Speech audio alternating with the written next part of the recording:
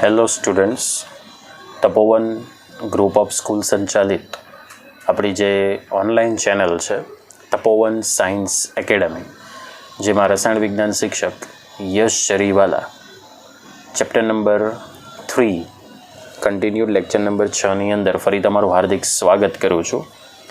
Last લેક્ચરની અંદર આપણે જે કેટલીક થિયરીઓ હતી એના રિલેટેડ આપણે કેટલાક દાખલાઓ વિશેની ચર્ચા કર્યા બાદ આપણે લેક્ચરને સ્ટોપ કર્યો હતો. આજે તમારી સમક્ષ તમને સ્ક્રીન ઉપર એક દેખાય છે ખૂબ જ મહત્ત્વનો પ્રશ્ન કે નન્સ્ટ સમીકરણની વિસ્તૃત માહિતી આપણે આપવાની છે. તો વિદ્યાર્થી મિત્રો, સૌથી પહેલાં તો આપણે એ જાણવું પડે કે નન્સ્ટ સમીકરણ શું છે. તો નન્સ્ટ જે સમીકરણ છે એ નન્સ્ટ રસાયણશાસ્ત્રીએ આપ્યું હતું, અને જનરલી આ નન્સ્ટ સમીકરણનો ઉપયોગ શું છે, તો એનો બેઝિકલી ઇન્ટેન્શન એવો છે કે બિન પ્રમાણિત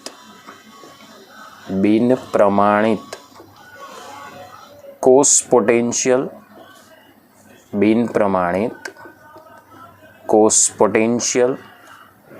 અને સાંદ્રતા વચ્ચેનો સંબંધ. બિન પ્રમાણિત કોષ પોટેન્શિયલ અને સાંદ્રતા વચ્ચેનો સંબંધ દર્શાવતું જે સમીકરણ હોય એ સમીકરણને આપણે નન્સ્ટ સમીકરણ તરીકે ઓળખીએ છીએ. ઓકે, તો બેઝિકલી નન્સ્ટ સમીકરણની માહિતી આપતા પહેલાં આપણે એ બાબત કમ્પ્લીટલી જાણવી પડે કે આ સમીકરણ આપણે કેવી રીતે તારવણી કરી શકીએ.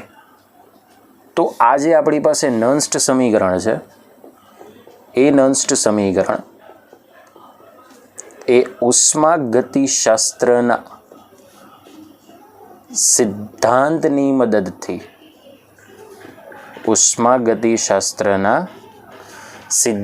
મદદથી આપણે તારવણી કરી શકીએ.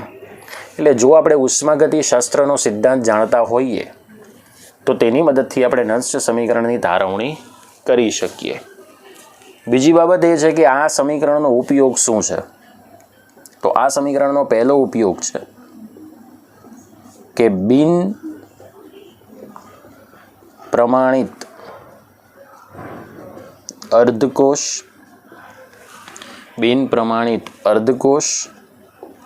બીજો ઉપયોગ છે બિન પ્રમાણિત સંપૂર્ણ કોષ, અને ત્રીજો ઉપયોગ છે સાંદ્રતા કોષ. બિન પ્રમાણિત અર્ધકોષ, બિન પ્રમાણિત સંપૂર્ણ કોષ અને ત્રીજો છે સાંદ્રતા કોષ. આ ત્રણેયનો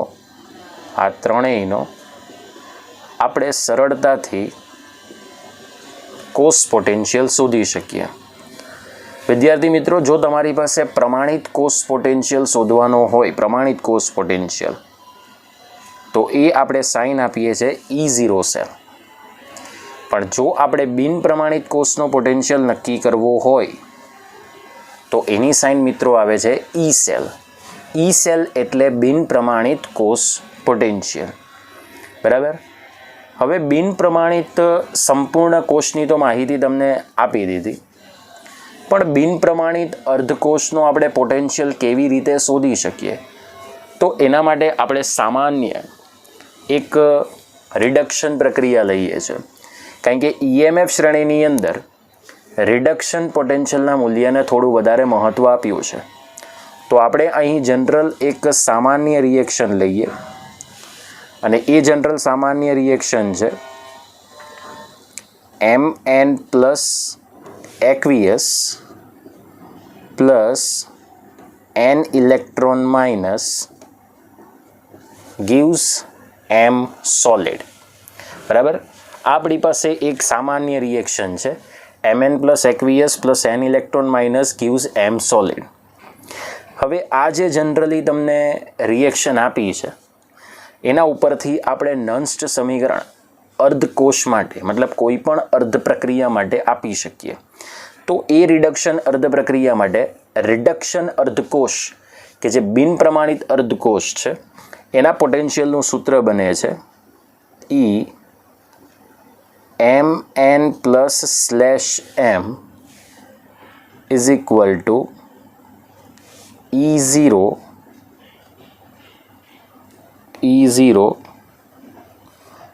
MN plus slash M minus RT divide by NF into LN. હવે LNનું પદ આપવા માટે આપણે સંતુલનનો સક્રિય જથ્થાનો જે નિયમ છે એના ફોર્મ્યુલા, એના કન્ટેન્ટની જરૂર પડશે કે નિપજની સાંદ્રતા.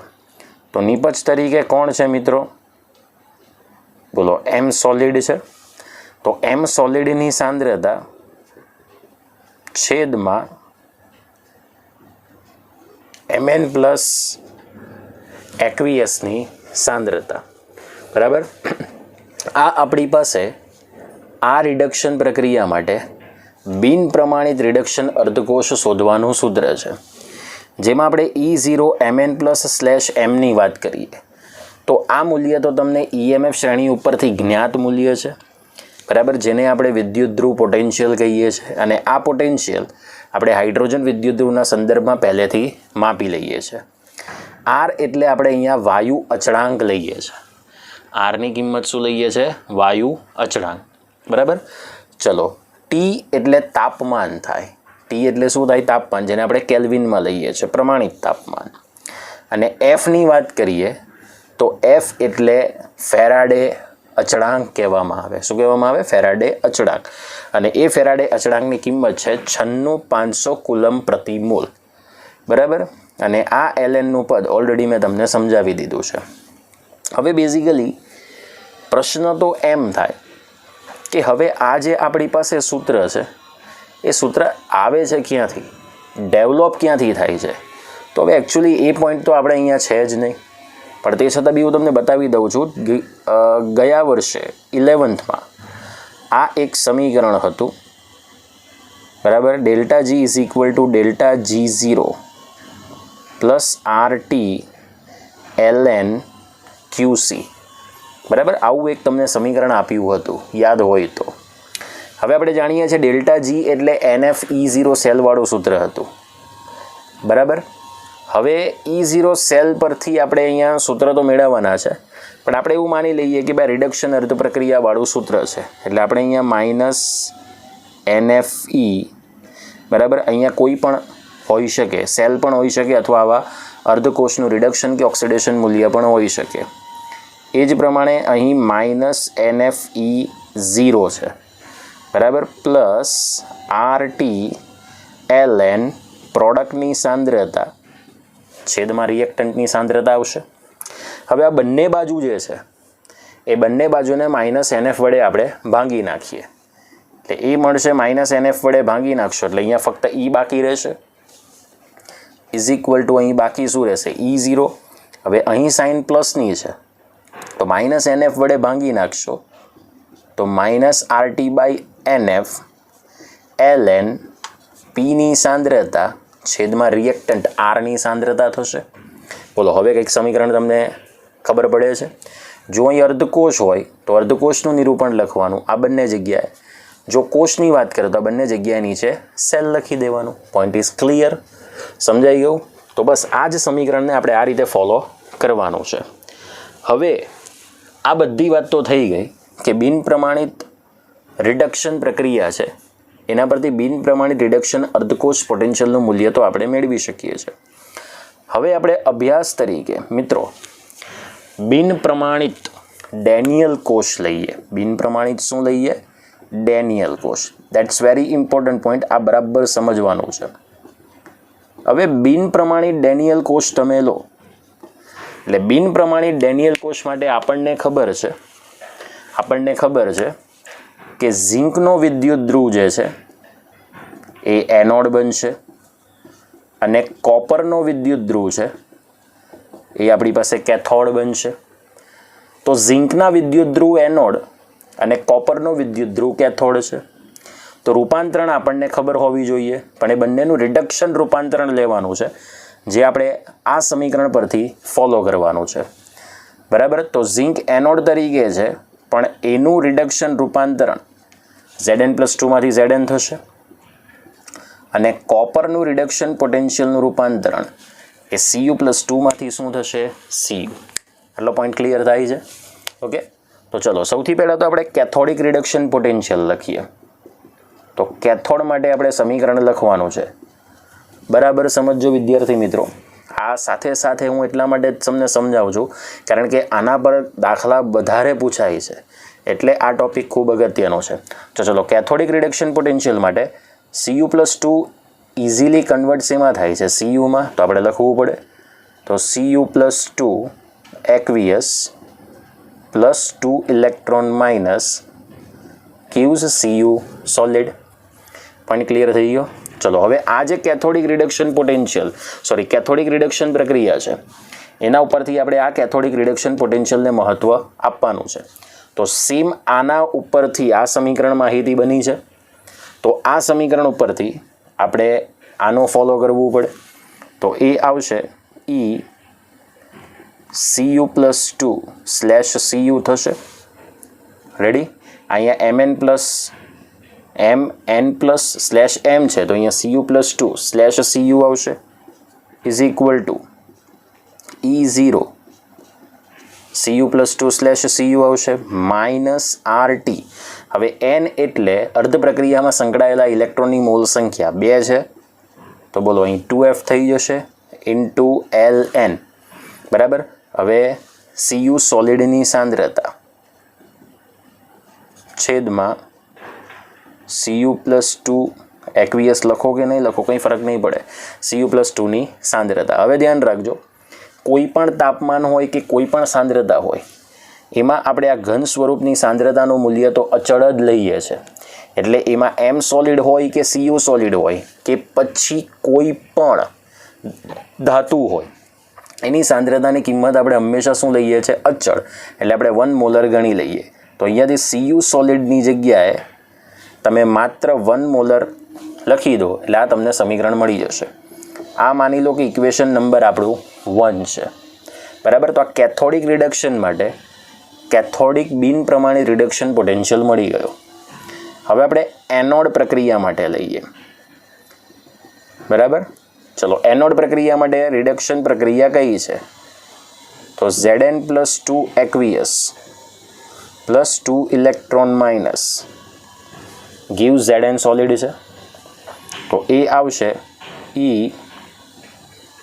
Zn+2/Zn સેમાના પરથી લખાય. Okay, is equal to E0 Zn+2/Zn minus RT divide by F into Ln. બોલો Zn સોલિડની સાંદ્રતાની કિંમત આપણે 1 લઈ લઈએ છેદમાં Zn+2 આયનની સાંદ્રતા, આને આપણે લઈ લઈએ ઇક્વેશન નંબર 2. હવે આ જે તમારી પાસે સમીકરણ 1 અને સમીકરણ 2 છે બરાબર, એ બરાબર નોટ ડાઉન કરી લેજો અને આટલા ભાગનો તમારે સ્ક્રીનશોટ પાડવો હોય તો પાડી દો. બરાબર. હવે આપણે શું કરીશું? સમીકરણ નંબર 1 માંથી સમીકરણ નંબર 2 ને આપણે શું કરીશું? બાદ કરીશું. સમીકરણ 1 માંથી સમીકરણ નંબર 2 ને આપણે શું કરીશું? બાદ કરીશું. પોઈન્ટ ક્લિયર થાય છે વિદ્યાર્થી મિત્રો?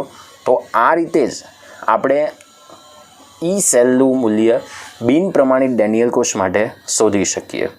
ઓકે, તો ચલો હવે જઈએ આગળના સ્ટેપ ઉપર. હજી થિયરી કન્ટિન્યુ જ છે. Okay,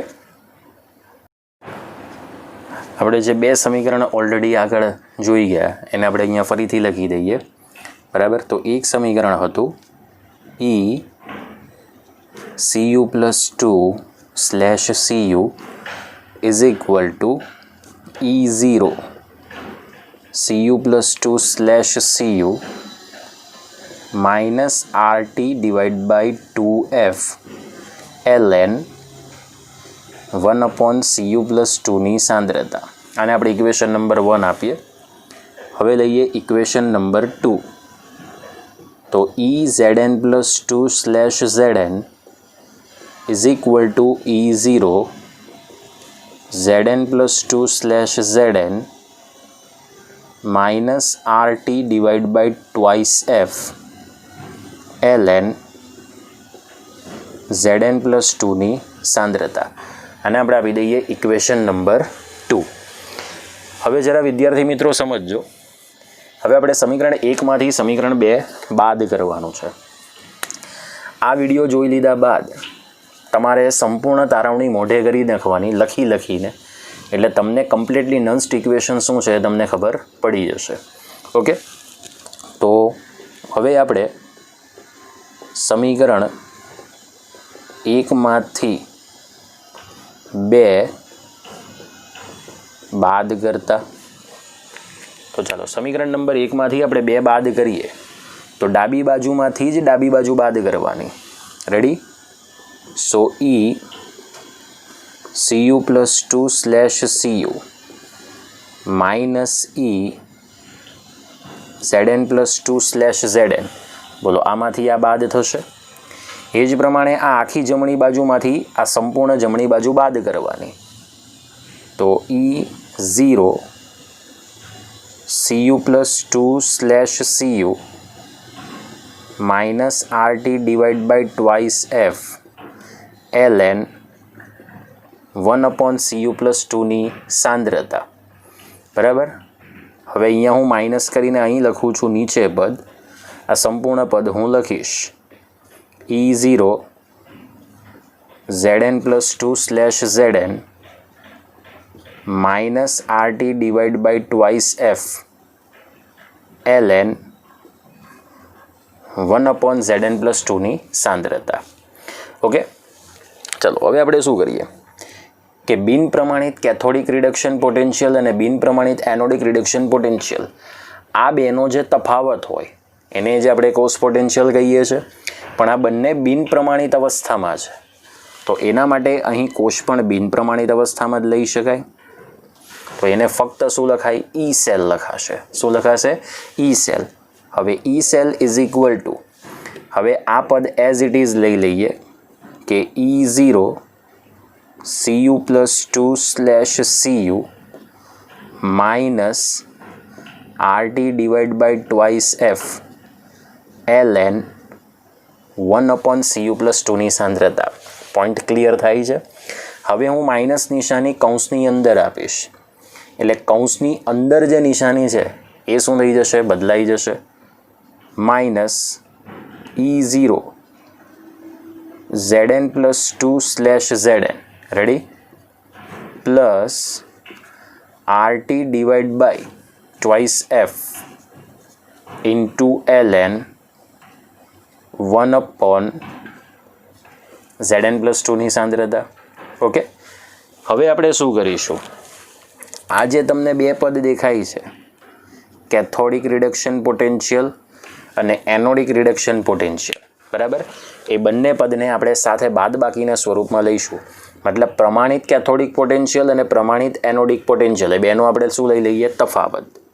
so therefore E cell is equal to E0 cu plus 2/cu minus E0 zn plus 2/zn થશે.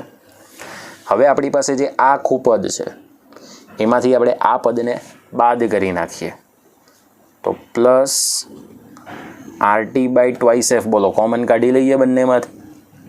બરાબર? એટલે RT બાય ટ્વાઇસ F તમે કોમન કાઢશો એટલે ln 1/zn plus 2 minus ln 1/cu plus 2. બોલો આ રીતનું પદ બાકી રહેશે. બરાબર? આ પ્લસવાળા પદમાંથી આપણે આ સંપૂર્ણ માઇનસવાળું પદ બાદ કરી નાખ્યું, જેમાં RT બાય ટ્વાઇસ F આપણે સામાન્ય કાઢી લીધું. તો ln zn પ્લસ 2માંથી minus ln zn plus cu plus 2, બોલો બાદ કરી દીધું.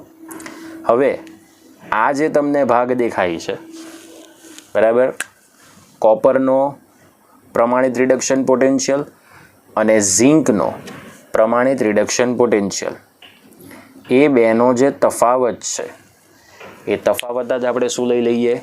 E0 સેલ લઈ લઈએ. So therefore E cell is equal to E0 cell થશે plus RT divide by twice F. હવે lnમાં પદોની બાદબાકી છે એટલે સીધો જ પદોનો શું થશે? ભાગાકાર થશે. તો ln 1/Zn+2 છેદમાં 1/Cu+2In ની સાંદ્રતા. બોલો સંપૂર્ણ લખાય કે ન લખાય? લખાય. ઓકે, હવે શું થશે? છેદનો છેદ અંશમાં જશે ને અંશનો છેદ ક્યાં આવશે? છેદમાં. સો therefore E cell is equal to E0 cell plus RT divided by twice F into ln Cu+2In ની સાંદ્રતા છેદમાં Zn+2In ની સાંદ્રતા બનશે. ઓકે, હવે જો તમે કમ્પ્લીટલી જુઓ તો આપણે ઈ સેલની જે કિંમત છે, ઈ સેલની કિંમત એ ક્યારે વધારી શકીએ? તો ઈ સેલની કિંમત આપણે ત્યારે વધારી શકીએ કે કેથોડ તરફ રહેલા જે આયન છે Cu+2 એની સાંદ્રતામાં તમે વધારો કરો તો. જો એનોડ તરફ રહેલા આયન Zn+2ની સાંદ્રતામાં વધારો કરશો તો ઈ સેલની કિંમતમાં શું થશે? ઘટાડો થશે. તો પોઈન્ટ બી નોટેડ કે જ્યારે પણ કેથોડ તરફના આયનની સાંદ્રતા આપણે વધારીશું ત્યારે આપણે બિનપ્રમાણી ડેનિયલ કોષનો પોટેન્શિયલ ઈ સેલની કિંમતમાં શું થશે? વધારો થશે. હવે જનરલી આપણે આ જે સમીકરણ છે એની અંદર આપણે આ પદોને ઉલટાવી દઈએ. બરાબર? ચલો, પદોને ઉલટાવશો એટલે કન્ડિશન શું થશે? કન્ડિશન એવી થશે કે આ જે RTNFની આગળ સાઇન પ્લસ છે એ માઇનસ થઈ જશે. So E cell is equal to E0 cell minus RT divided by twice F into ln Zn+2In ની સાંદ્રતા છેદમાં Cu+2In ની સાંદ્રતા. હવે આ જે તમને સમીકરણ મળે છે ને મિત્રો, એ બિનપ્રમાણિત ડેનિયલ કોષનું દાખલા ગણવા માટેનું સમીકરણ છે. એટલે કન્ડિશન એવી થશે કે Zn+2ની સાંદ્રતા વધશે અને Cu+2ની સાંદ્રતા ઘટે તો ડેફિનેટલી તમને પોટેન્શિયોમીટર ઉપર કે વોલ્ટમીટર ઉપર જે તમે ઓલરેડી ગેલ્વેનોમીટર જોડેલું છે, બરાબર, તેમાં વોલ્ટેજ તમને થોડા ઘટતા જોવા મળશે. એટલે નન્સ્ટ ઇક્વેશન માટે આપણે સંપૂર્ણ આ સમીકરણને ફોલો કરી શકીએ. હવે કન્ડિશન એવી આવે છે કે સર દર વખતે આપણે આટલો મોટી અહીંયા વેલ્યુ લખવી પડશે? નહીં. આપણે R, T અને F જો આપણે એની કિંમત ઓલરેડી મૂકી દઈએ, બરાબર, તો આપણે સરળતાથી ઈ સેલ ગણી શકીએ. તો ઈ સેલ ગણવા માટે આપણે lnની કિંમત તો લેતા નથી. સો ફર્સ્ટ ઓફ ઓલ આપણે આ lnને ફેરવવું પડશે લોગેરિધમ સ્વરૂપમાં. તો લોગેરિધમની કિંમત આપણે દરેકને ખબર છે. હવે અહીંયા પોઈન્ટ થોડોક બદલાઈ છે, એ જરા જોજો. બરાબર, તો અહીં આવશે E cell is equal to E0 cell. બરાબર, અહીંયા લોગેરિધમની કિંમત આવશે 2.303 log. બરાબર, એટલે 2.303 RT divide by twice F. હવે lnની જગ્યાએ તમે શું મૂકી શકો? લોગેરિધમ સ્વરૂપ મૂકી શકશો. ઓકે, એટલે log Zn+2ની સાંદ્રતા છેદમાં Cu+2ની સાંદ્રતા. પોઈન્ટ આટલો ક્લિયર થઈ ગયો? હવે સમજો. હવે તમારી પાસે ઓલરેડી આની કિંમત અચળ આવશે.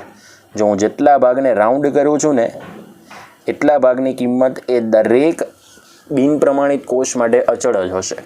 તો તમે જો 2.303 RTમાં આરની કિંમત 8.314 જૂલ પ્રતિ મોલ ઇન્ટુ કેલ્વિન મૂકી દો. આ 298 કેલ્વિન ટીની કિંમત આવશે અને એફની કિંમત મૂકી દો 96500. તો આ જે સંપૂર્ણ કિંમત મળશે ને એ મિત્રો તમને મળશે 0.059. ગણી લેજો તમારા કેલ્ક્યુલેટર ઉપર. બરાબર, તો બિનપ્રમાણિત ડેનિયલ કોષનું હવે જે સમીકરણ બનશે તો E cell is equal to E0 cell minus 0.059 divide by 2, બરાબર, ઇન્ટુ લોગ Zn+2 ની સાંદ્રતા છેદમાં Cu+2 આયનની સાંદ્રતા આવશે. હવે તમને પ્રશ્ન એમ થાય કે સર આ અમને યાદ કેવી રીતે રહે? તો જો બિન પ્રમાણિત ડેનિયલ કોષ હોય તો એની રેડોક્સ પ્રક્રિયા કઈ આવે? તો રેડોક્સ પ્રક્રિયા તો આ રીતની આવશે. Zn solid plus Cu+2 aqueous gives Zn+2 aqueous plus Cu solid. બોલો આ બિન પ્રમાણિત ડેનિયલ કોષની રેડોક્સ પ્રક્રિયા હોઈ શકે? હોઈ શકે નહીં, આ જ છે. ઓકે, હવે જો તમે સંપૂર્ણ સમીકરણ લગાવશો તો તમે જોઈ શકો છો નિપજ તરફનો આયન Zn+2 છે અને પ્રક્રિયક તરફનો આયન કોણ છે? Cu+2. કારણ કે આ બંને તો સોલિડ ફોર્મમાં છે, ઘન અવસ્થામાં છે. તો આ બંને ઘન અવસ્થામાં હોવાને કારણે તમારે આ બંનેની સાંદ્રતાને તો કેવી ગણવી પડે? અચળ ગણવી પડે. કેવી ગણવી પડે? અચળ ગણવી પડશે. ઓકે, એટલે જ તમને સીધું આ સમીકરણ મળી જશે. એટલે તમે જ્યારે આના માટે આ સૂત્ર એપ્લાય કરો તો E cell is equal to E0 cell minus 0.059 divide by 2, કારણ કે 2 એટલે તમને અર્ધ પ્રક્રિયા પરથી ખબર પડશે. લોગ બરાબર નિપજ તરફના પદોની સાંદ્રતા, એમાં આ તો અચળ બની જાય એટલે નીકળી જશે, એટલે ફક્ત Zn+2 આયનની સાંદ્રતા છેદમાં પ્રક્રિયક તરફ રહેલી સ્પીસીઝની સાંદ્રતા, એમાંથી Zn નીકળી જાય એટલે માત્ર શું બાકી રહેશે? Cu+2 આયનની સાંદ્રતા. બરાબર, એટલે તમે એવું લખી શકો કે E cell બરાબર E0 cell minus 0.059 divide by small n. n બદલાય, આયનો બદલાય અને E0 સેલ બદલાય, પણ આ જે 0.059 છે એ મૂલ્ય તો અચળ રહેશે. એટલે તમને ઇક્વેશન યાદ હોવું જરૂરી છે. એટલે બોર્ડની અંદર તમને MCQ પૂછાય કે નન્સ્ટ ઇક્વેશનની અંદર 0.059 અચળ મૂલ્ય એ શેનું મૂલ્ય છે? તો તમારે લખવાનું 2.303 298 કેલ્વિન તાપમાને 2.303 RT/F નું મૂલ્ય છે. કારણ કે ટી આની અંદર 273 લઈ શકાય નહીં, આની અંદર 298 કેલ્વિન ટેમ્પરેચર આપણે લેવું પડશે. આ થોડું નોટ ડાઉન કરજો. એટલે જો તમારે એક સાદું સમીકરણ આપવું હોય તો E cell is equal to E0 cell minus 0.059 divide by n into log નિપજ તરફ રહેલા આયનોની સાંદ્રતા, આ ચોરસ કૌંસ કરો એટલે સાંદ્રતા, છેદમાં પ્રક્રિયક તરફ રહેલા આયનોની સાંદ્રતા.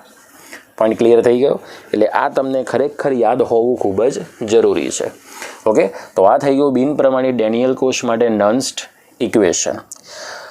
હવે જો તમારે યાદ રાખવું હોય તો આપણે એક સામાન્ય રિએક્શન લઈએ કે જેમાં પ્રક્રિયક અને નિપજ એ બંને તરફ તત્વયોગમિતીય ગુણાંકો જ્યારે જુદા જુદા હોય તો તેવા સંજોગોમાં આપણે નન્સ્ટ સમીકરણ કેવી રીતે એપ્લાય કરી શકીએ. હવે હું ડાયરેક્ટ જ આ મૂલ્ય લખીશ 0.059. બરાબર છે, તમારે સમજી લેવાનું કોઈ 2.303 RT/F નું મૂલ્ય છે. Point clear? સ્ક્રીનશોટ પાડવો હોય તો પાડી શકો છો. હવે આપણે એક સામાન્ય સમીકરણ લઈએ મિત્રો, જનરલ ઇક્વેશન.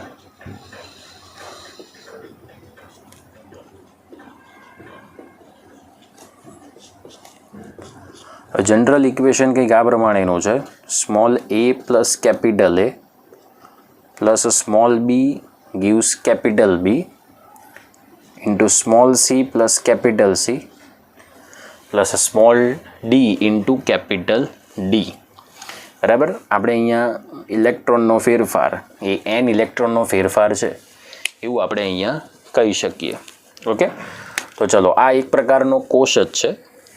તો બિન પ્રમાણિત કોષ માટે એક સામાન્ય સમીકરણ લેવાનું છે કે E cell is equal to E0 cell minus 0.059 divide by n into log. બોલો નિપજ તરફ હવે આપણી પાસે આ સ્પીસીસ છે પણ બંનેના તત્વયોગમિતીય ગુણાંકો જુદા છે. એટલે કેપિટલ C નિપજની સાંદ્રતાના નિપજ કેપિટલ C ની સાંદ્રતાનો C ઘાત ગુણ્યા કેપિટલ D ની સાંદ્રતાનો સ્મોલ d ઘાત છેદમાં કેપિટલ A ની સાંદ્રતાનો સ્મોલ a ઘાત ગુણ્યા કેપિટલ બીની સાંદ્રતાનો સ્મોલ બી ઘાત. તો અહીં જોઈ શકો છો તો ઉપર નિપજ ઘટકો છે અને અહીં છેદમાં પ્રક્રિયક ઘટકો છે.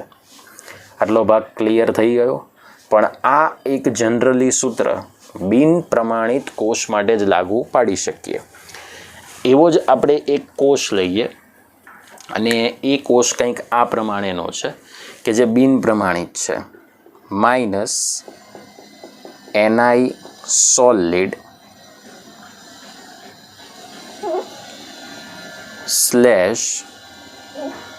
Ni+2 aqueousની સાંદ્રતા salt bridge Ag + aqueous / Ag solid plus, બરાબર, જેમાં આ બે આયનો જે છે Ni+2 અને Ag+, જેની સાંદ્રતા 1 મોલર નથી. હવે તમે બિન પ્રમાણિત ક્યારે કહી શકો?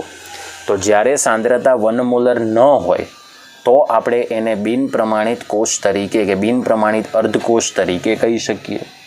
બરાબર? તો આ તમારે સમજવાનું છે. બરાબર? ઓકે.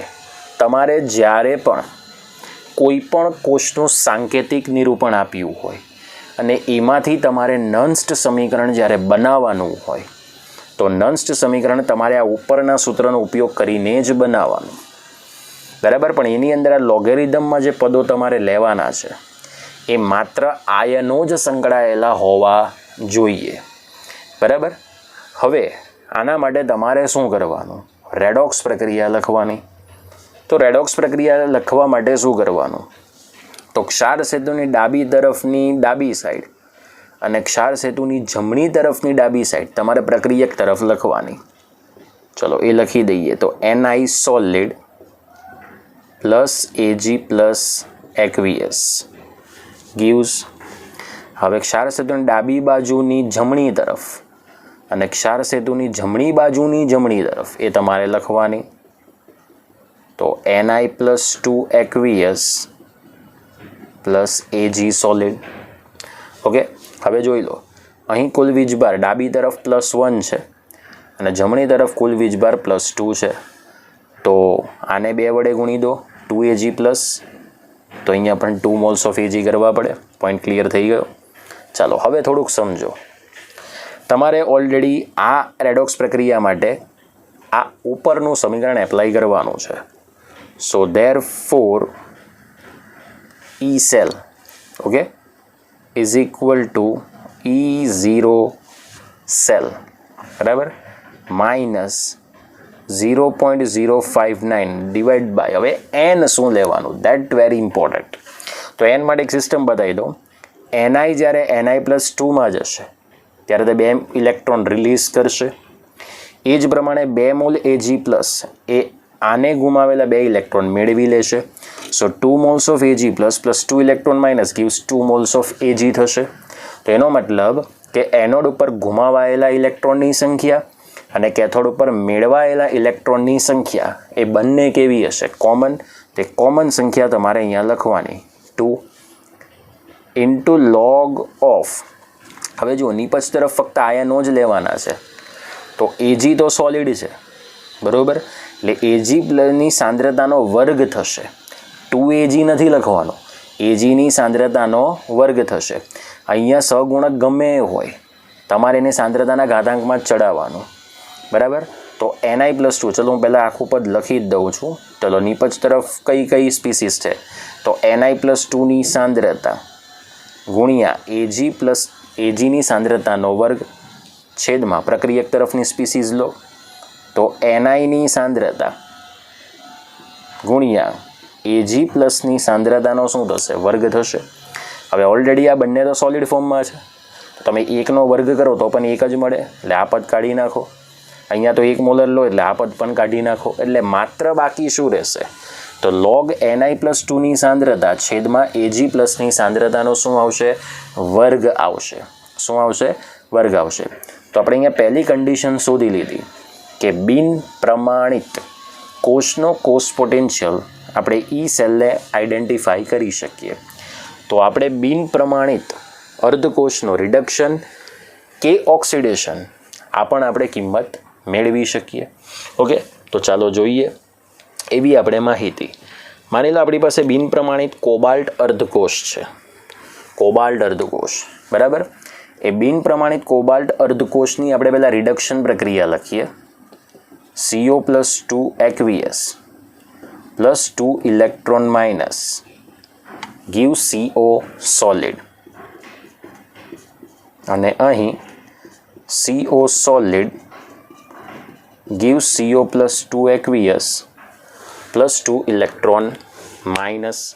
ઓકે, ચલો આપણી પાસે છે ઓક્સિડેશન પ્રક્રિયા, જેમાં ધ્યાન એટલું રાખવાનું છે કે CO+2 aqueous એ 1 મોલર સાંદ્રતામાં નથી, તો આપણે એને બિન પ્રમાણિત અર્ધકોષ કહી શકીએ.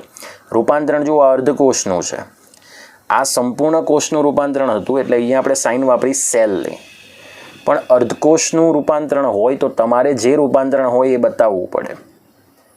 તો CO+2/CO થશે. Okay, is equal to E0 CO+2/CO minus 0.059 divided by 2 into log of, બોલો નીપજ તરફ ઘટક CO સોલિડ એ તો સાંદ્રતા અચળ બની જશે, છેદમાં CO+2ની સાંદ્રતા, તો log 1/CO+2ની સાંદ્રતા. ક્લિયર? ચલો હવે આમાં રૂપાંતરણ શું છે? CO માંથી CO+2 છે ને, તો ECO/CO+2 is equal to E0 CO/CO+2 minus 0.059 divided by 2 into log of, બોલો નીપજ તરફ હવે કોણ છે? CO+2 આયનની સાંદ્રતા, છેદમાં શું બની જશે? 1, કારણ કે છેદમાં કોણ આવશે? CO સોલિડની સાંદ્રતા. સમજાય છે? તો આ છે બિન પ્રમાણિત કોબાલ્ટનો રિડક્શન પોટેન્શિયલ અને આ છે બિન પ્રમાણિત કોબાલ્ટનો ઓક્સિડેશન પોટેન્શિયલ. કારણ કે રૂપાંતરણ જુઓ, અહીં CO+2 માંથી CO છે, અહીં CO માંથી શું છે? CO+2. ઓકે, તો બસ આ જ બાબત તમારે ધ્યાનમાં રાખવાની છે. ઓકે, તો આ થઈ ગયું તમારી પાસે નન્સ્ટ સમીકરણ, જેમાં આપણે બિન પ્રમાણિત કોષનો કોષનો કોષ પોટેન્શિયલ, બિન પ્રમાણિત અર્ધકોષનો પોટેન્શિયલ અને ત્રીજું સાંદ્રતા કોષનો પોટેન્શિયલ આપણે નક્કી કરી શકીએ. હવે સાંદ્રતા કોષ શું છે? એ સાંદ્રતા કોષની માહિતી જ્યારે એની વાત આવશે ત્યારે હું તમને સમજાવીશ, કારણ કે એની સંપૂર્ણ થિયરી છે, પણ એ ઓલરેડી આપણને નવા સિલેબસમાં આપવામાં આવી નથી, પણ ઘણી વખત કોમ્પિટિટિવ એક્ઝામની અંદર આપણને પૂછવામાં આવે છે.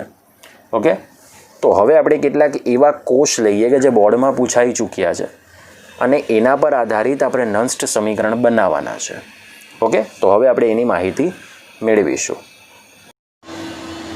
ઓકે વિદ્યાર્થી મિત્રો, આપણી પાસે આ એક કોષ આપ્યો છે અને એ કોષનું આપણે નન્સ્ટ સમીકરણ તમારે બનાવવાનું છે. તો આ કોષનું નન્સ્ટ સમીકરણ આપણે કેવી રીતે બનાવી શકીએ? તો બેઝિકલી તો તમારી પાસે આ કોષની જે સંપૂર્ણ પ્રક્રિયા છે એ તમને આવડવી જોઈએ, પણ ડાયરેક્ટ આની સંપૂર્ણ પ્રક્રિયા કદાચ તમને ન સમજાય, એટલે આપણે છે ને એની અર્ધ પ્રક્રિયાઓ લખીને આપણે સમીકરણ સંતુલિત કરીએ. ઓકે, તો ચાલો જોઈએ કેવી રીતે આપણે સંતુલિત કરી શકીએ. આનું નન્સ્ટ સમીકરણ આપણે ટોટલ 2 રીતે એપ્લાય કરી શકીએ. તો પહેલાં આપણે કેથોડિક રિડક્શન પ્રક્રિયા લખવાની. હવે જનરલી સ્ટુડન્ટને આદત એવી હોય છે કે ઉપર જે પ્રમાણેનું રૂપાંતરણ હોય ને એ પ્રમાણે જ સીધું રૂપાંતરણ તમારે બતાવી દેવાનું. હવે જુઓ, એનોડ ઉપર તો તમને સીધું રૂપાંતરણ ખબર પડી જ જાય છે કે Al માંથી Al+3 એટલે ઓક્સિડેશન આંક તો વધ્યો, એનો મતલબ Al માંથી Al+3નું ઓક્સિડેશન તો થઈ ગયું છે. બટ બેઝિકલી પ્રોબ્લેમ શું થાય કે જ્યારે ક્લોરિન, બ્રોમિન અને આયોડિન જ્યારે કોઈ પણ એક તરફ હોય તો નિરૂપણ તો અર્ધકોષનું આપણે ઓલરેડી નિયમ પ્રમાણે જ કરવાનું છે, પણ રેડોક્સ પ્રક્રિયામાં જ્યારે એની અર્ધ પ્રક્રિયા લખો ત્યારે ડેફિનેટલી આ કેથોડ પર છે એટલે એનો ઓક્સિડેશન આંક ઘટવો જોઈએ. જો તમે Cl- માંથી Cl2 કરો તો ઓક્સિડેશન આંક તો વધી ગયો. તો આવા કેસની અંદર આપણે કેથોડ ઉપર એની રિએક્શન આમ બતાવવાની છે. Cl2 માંથી Cl માઇનસ. પોઈન્ટ બી નોટેડ. જ્યારે પણ ક્લોરીન, બ્રોમિન અને આયોડિન વાયુ વિદ્યુત ધ્રુવ હોય ત્યારે એનોડ અને કેથોડ પર નિરૂપણ તેના નિયમ પ્રમાણે જ લખવાના. બરાબર. પણ અર્ધ પ્રક્રિયાઓ લખો ત્યારે વિરુદ્ધ દિશાની અંદર કન્વર્ઝેશન બતાવશે. હવે જનરલી ક્લોરીન જ્યારે કેથોડ ઉપર હોય તો તેના અર્ધકોષનું નિરૂપણ શું થાય? તેના સક્રિય આયનનું સૂત્ર સ્લેશ વાયુનું સૂત્ર સ્લેશ નિષ્ક્રિય ધાતુનું સૂત્ર એ જ આપણે લખીએ છીએ, જે તમે ઓલરેડી અગાઉના લેક્ચરમાં જોઈ ચૂક્યા છો. ઓકે, એટલે આની જે રિડક્શન પ્રક્રિયા આવશે એ Cl2 ગેસિયસ 1 બાર gives ઇલેક્ટ્રોનનો સ્વીકાર થશે અહીંયા. Ready? Plus electron gives Cl minus aqueous. Point clear? ચલો હવે એનોડિક ઓક્સિડેશન લખીએ. તો એનોડિક ઓક્સિડેશન તો એકદમ સિમ્પલ છે. Al solid gives Al plus 3 aqueous plus 3 electron minus. તો અહીંયા 3 ઇલેક્ટ્રોન એને મુક્ત કર્યા છે, અહીં 1 ઇલેક્ટ્રોન એને સ્વીકાર કર્યો છે. તો અહીંયા 3 મોલ ઇલેક્ટ્રોન બોલો સ્વીકાર કરાવી દઈએ. એટલે અહીંયા -3 વીજભારને કારણે 3Cl માઇનસ થાય. હવે 3 મોલ ક્લોરીન પરમાણુ લેવાના તો 3/2 Cl2 થશે. પોઈન્ટ ક્લિયર થઈ ગયો? ચલો હવે આપણે લખી દઈએ સંપૂર્ણ રેડોક્સ પ્રક્રિયા. બોલો 3 મોલ ઇલેક્ટ્રોન કેન્સલ આઉટ થઈ જશે. તો અહીંયા શું આવશે? Al solid plus 3/2 Cl2 gaseous, આ કેટલું છે? 1 બાર gives Al plus 3 aqueous plus 3Cl minus aqueous. તીરની ડાબી બાજુએ ડાબી બાજુ લખવાની, તીરની જમણી બાજુએ બધી જમણી બાજુ લખવાની. હવે આ તમને સંપૂર્ણ રેડોક્સ પ્રક્રિયા મળી ગઈ અને આ સંપૂર્ણ રેડોક્સ પ્રક્રિયા ઉપરથી હવે તમે નન્સ્ટ ઇક્વેશન બનાવી શકો. તો ચાલો હવે આપણે બનાવીએ તેનું નન્સ્ટ ઇક્વેશન. હવે આ તો સંપૂર્ણ સેલ છે ને, જોઈ શકો છો. સેલ હોવાને કારણે આપણે સીધું લખી શકીએ ઈ સેલ. તો ચાલો ઈ સેલની માહિતી લખીએ. તો E cell is equal to E0 cell. માની લો આ રીતે પણ આપે -RT ડિવાઈડ બાય 3F લખાશે. બરાબર. હવે RT બાય NF છે એટલે પદ કયું આવે? Ln આવશે.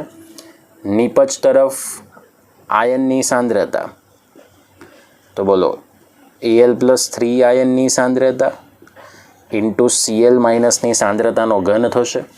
ઓકે, હવે જુઓ છેદમાં 1 જ આવશે કારણ કે આ તો ધાતુ છે એટલે એની સાંદ્રતા અચળ ગણાય. હવે આ ક્લોરીન તો વાયુ છે, એ 1 બાર દબાણ ધરાવે. વાયુ માટે દબાણ જ એની સાંદ્રતા કહેવાય. તો 1નો તમે ગમે એટલો ઘાતાંક કરો 1 જ આવશે એટલે છેદમાં શું લખાય? 1. હવે માની લો કે ln સ્વરૂપમાં તમને પદ નથી જ આપ્યું, લોગેરિધમ સ્વરૂપનું આપ્યું છે, તો બી ડોન્ટ બી ગબ્રીફાઈડ. બરાબર. તો આનું બીજું સૂત્ર બનશે E cell is equal to E0 cell minus 0.059 divide by 3. lnની જગ્યાએ આવી શકે લોગ Al પ્લસ 3ની સાંદ્રતા ઇન્ટુ Cl માઇનસની સાંદ્રતાનો ઘન. હવે આ જ વસ્તુ તમને એક બીજા સમીકરણ માટે પણ પૂછી શકાય, બીજી રીતે પણ પૂછાય. કેવી રીતે? તો કંઈ જ કરવાનું નથી. આ જે તમને ઓલરેડી જેટલી પણ રિએક્શન દેખાય છે એ સંપૂર્ણ રિએક્શનને તમે 2 વડે ગુણી દો. જો તમે આને 2 વડે ગુણી નાખશો તો અહીંયા 3 મોલ્સ ઓફ Cl2 થઈ જશે પ્લસ 6 મોલ્સ ઓફ ઇલેક્ટ્રોન થશે પ્લસ 6 Cl માઇનસ થશે. પોઈન્ટ ક્લિયર થાય? જો આને 2 વડે ગુણો તો 2Al solid plus 2Al plus 3 plus 6 electron થઈ જશે. તો 6 ઇલેક્ટ્રોન કેન્સલ આઉટ થાય. બરાબર. તો તમને સંપૂર્ણ જે મળશે રેડોક્સ પ્રક્રિયા એ મળશે 2Al solid plus 3 moles of Cl2 gaseous, you can put 1 bar, gives 2 Al plus 3 aqueous plus 6 Cl minus aqueous. Okay, ચલો હવે આ સંપૂર્ણ રેડોક્સ પ્રક્રિયા જે છે એના માટે તમારે નન્સ્ટ ઇક્વેશન આપવાનું છે. તો એ પણ આપણે આવી રીતે 2 રીતે જ આપીએ. તો E cell is equal to E0 cell minus RT divide by 6F into ln, બરાબર. હવે અહીંયા લખી દઈએ AL પ્લસ 3ની સાંદ્રતાનો વર્ગ થશે ગુણ્યા CL માઇનસની સાંદ્રતાનો 6 ઘાત થશે, છેદમાં 1 જ લખાશે કારણ કે આ સોલિડ છે અને આ ગેસિયસ ફોર્મ છે. આમ ન લખવું હોય તો આ રીતે લખાય કે E0 સેલ, બરાબર. આપણે NF વાળા પદમાં નથી લખવું, એની જગ્યાએ લખવું છે 0.059 divide by 6 into log AL plus 3ની સાંદ્રતાનો વર્ગ ગુણ્યા CL માઇનસની સાંદ્રતાનો 6 ઘાત. તો આ જે તમને ઓલરેડી કોષ દેખાય છે એ કોષ તમને બોર્ડની અંદર પૂછાઈ ગયો છે. તો એકદમ વ્યવસ્થિત રીતે આ થિયરી તમે ભણજો, વાંચજો અને મોઢે લખવાનો ખાસ પ્રયત્ન કરજો. જો કોઈ પણ નોન્સ્ટ ઇક્વેશન બનાવવાનું હોય તેના માટે દરેકે દરેક કોષની તમારી પાસે રેડોક્સ પ્રક્રિયા હોવી જરૂરી છે. જ્યાં સુધી રેડોક્સ પ્રક્રિયા ન હોય ત્યાં સુધી તમે કોઈ પણ નોન્સ્ટ ઇક્વેશન માહિતી આપી શકતા નથી. નોન્સ્ટ ઇક્વેશન બિન પ્રમાણિત અર્ધકોષ કે બિન પ્રમાણિત કોષ માટે જ ડેવલપ થઈ શકે. અને બિન પ્રમાણિત કોષ ત્યારે જ કહી શકો જ્યારે તેના આયનોની સાંદ્રતા 1 મોલરથી ઓછી હોય, અને જો વાયુ વિદ્યુત ધ્રુવ હોય તો વાયુ વિદ્યુત ધ્રુવ માટે તેનું દબાણ ભલે 1 બાર હોય પણ આયનની સાંદ્રતા 1 મોલરથી ઓછી, એટલે એને બિન પ્રમાણિત અર્ધકોષ જ કહેવાય. કમ્પ્લીટલી ખબર પડે છે? તો બસ આ જ વાતને તમારે ફોકસ કરવાની છે. એટલે તમે પહેલાં રેડોક્સ બનાવી દો, કે રેડોક્સ બનાવ્યા પછી તમારી એક વાત ધ્યાનમાં રાખવાની, log કે lnનું પદ આપો એટલે નિપજોની સાંદ્રતા છેદમાં પ્રક્રિયકોની સાંદ્રતા. નિપજની સાંદ્રતા અને પ્રક્રિયકની સાંદ્રતામાં માત્ર એ જ સ્પીસીઝ લેવાની કે જે ઓલરેડી આયનોના સ્વરૂપમાં હોય, બરાબર. અથવા જો વાયુ તમારે લેવો હોય તો તેની સાંદ્રતા 1 બારથી ઓછી હોવી જોઈએ, તો જ તમે એવી કન્ડિશનમાં વાયુને એપ્લાય કરી શકો. ઓકે, તો આ થઈ ગયું તમારી પાસે નોન્સ્ટ સમીકરણ. તો મિત્રો આ લેક્ચર પહેલાં વાંચી લેજો. આ લેક્ચરમાંથી ન સમજ પડે તો 3 થી 4 વખત વિડીયોને સ્ટાર્ટ કરજો, મોઢે લખવાનો પ્રયત્ન કરજો. અને આવતા લેક્ચરની અંદર આપણે કેટલાક કોષ આપીશું જેનું આપણે નોન્સ્ટ ઇક્વેશન આ પ્રમાણેનું છે એવું તમને શીખવાડીશ, અને પછી આપણે એના દાખલાની તરફ પ્રયાણ કરીશું. ઓકે, લેક્ચર ખૂબ અગત્યનો હતો આજનો, અને આના પર આધારિત દાખલા વધારે પૂછવામાં આવે છે એક્ઝામમાં. MCQ પણ આના વધારે તમને પૂછી શકાય, એટલે થોડુંક નોટ ડાઉન કરજો. ઓકે, મળીએ નેક્સ્ટ લેક્ચરમાં. જય હિન્દ, જય ભારત.